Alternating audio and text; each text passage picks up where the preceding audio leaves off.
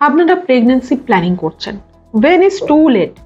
কত দেরি করলে খুব দেরি হয়ে যেতে পারে। আসুন জেনে নিই। আমি doctor Sutapa Sen, gynaecologist and fertility specialist, director Sampurna women care and IVF. দেখুন, এখন কিন্তু আমরা যেহেতু অনেকেই অনেক বিজি, অনেক সময় প্রেগন্যান্সি প্ল্যানিংয়ে টাইম দিয়ে উঠতে পারি না, অথবা অনেকেই হয়তো আমরা এমন আছি যারা চাইছি আমার ভবিষ্যৎ প্রজন্মকে তখন আনবো যখন আমি ফিনান্সিয়ালি আরো একটু স্টেবল হব। এবার এই আরো একটু করতে করতে হয়তো দেরি হয়ে যাচ্ছে। তো আপনাদের কিন্তু জানা দরকার যে আপনারা যখন নিজেরা প্রেগন্যান্সি প্ল্যানিং এ ডিলে করছেন, খুব দেরি হয়ে যাচ্ছে না তো কি করে জানবেন? জানার কিছু উপায় আছে, আর কতটা দেরি হলে দেরি সেটা নিয়ে আজকের বক্তব্য। তো প্রথম কথা, যেটা আমরা সবাই হয়তো এতদিনে জানি, যে ডিম্বাণু মেয়েদের শরীরে যেটা তৈরি হয় সেটা কিন্তু সিন্স বার্থ আর বাড়ে না, বরং কমে, এবং কমতে কমতে কমতে কমতে একদম নিঃশেষ হয়ে যায়।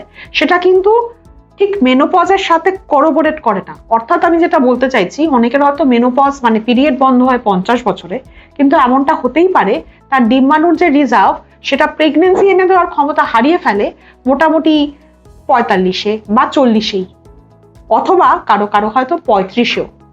তো সেটা বুঝবেন কেমন করে? সেটা বোঝার উপায় কি আছে? বোঝার উপায় আছে। দুটো জিনিস দিয়ে বোঝা যায়। একটা হচ্ছে serum AMH, anti Mullerian hormone, আর একটা হচ্ছে ওভারিয়ান রিজার্ভ। আমরা বাই TVS মানে আল্ট্রাসাউন্ডের পদ্ধতির মাধ্যমে আমরা বুঝতে পারি। সেটা একটা বিশেষ পদ্ধতি, গাইনোকোলজিস্টের কাছে আসতে হয়। বেটার ফার্টিলিটি স্পেশালিস্ট যিনি নিজে আল্ট্রাসাউন্ড করেন তার কাছে এলে সবচেয়ে ভালো। তো এবার এটা কিন্তু এরকম নয় যে এটা 100% অ্যাকিউরেট, আমি এটা বলছি না। এমনও হয় AMH তরুণ কম, তারা স্পন্টেনিয়াসলি কনসিভ করলো, কিন্তু বিলিভ মি সেই সংখ্যাটা কিন্তু খুব কম।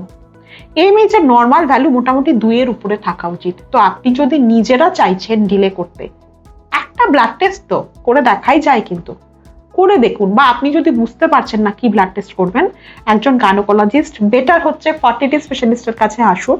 এসে শুধু আপনারটা নয়, হয়তো হাজব্যান্ডেরটাও দেখে নিলেন, একটা আল্ট্রাসাউন্ডও করে নিলেন। এটাতে কি বুঝতে পারবেন? আপনার ইউটেরাসে কোনো টিউমার ডেভেলপ করছে কিনা। হতে পারে অনেক সময় টিউমার মানে ফাইব্রয়েড ছোট আছে, হয়তো আপনি তখনই কনসিভ করে নিলে কোনো অসুবিধা করবে না। কিন্তু যদি ফাইব্রয়েডটা অনেক বড় হয়ে যায়, সেক্ষেত্রে হয়তো ফাইব্রয়েডটা বাদ না দিলে করা পসিবল নয়, অথবা হয়তো সেটা এমন একটা জায়গায় চলে যাবে যে প্রচন্ড ব্লিডিং হবে, প্রচন্ড রকম অসুবিধায় ফেলবে আপনাকে। তো সেই জায়গাটা যাওয়ার আগে প্রোটেক্ট করলে ভালো।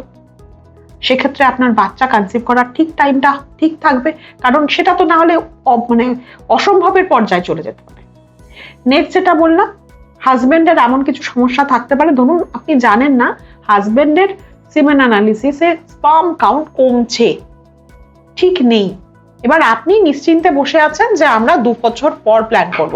2 বছর পর গিয়ে হয়তো দেখা গেল হাজবেন্ডের সিমেনে কিন্তু স্পার্ম নেই, তখন অসুবিধায় পড়বেন। তো আপনি ডেফিনেটলি দেরি করুন। আমি বলছি না, যেরকম আমরা ধরুন ট্যুর প্ল্যান করি কিন্তু বেশ কিছুদিন আগে থেকে সাধারণত চেষ্টা করি, যাতে ওই সময় আমার মানে ছুটি ঠিক মতো নিতে পারি, কিন্তু ফিনান্সিয়ালি আমি সাউন্ড থাকি। ঠিক তেমনই প্রেগনেন্সি প্ল্যানিং করার সময় আপনার ফিনান্সিয়াল পার্টটা দেখছেন, হেলথ পার্টটাও তো দেখতে হবে। Planning should be proper.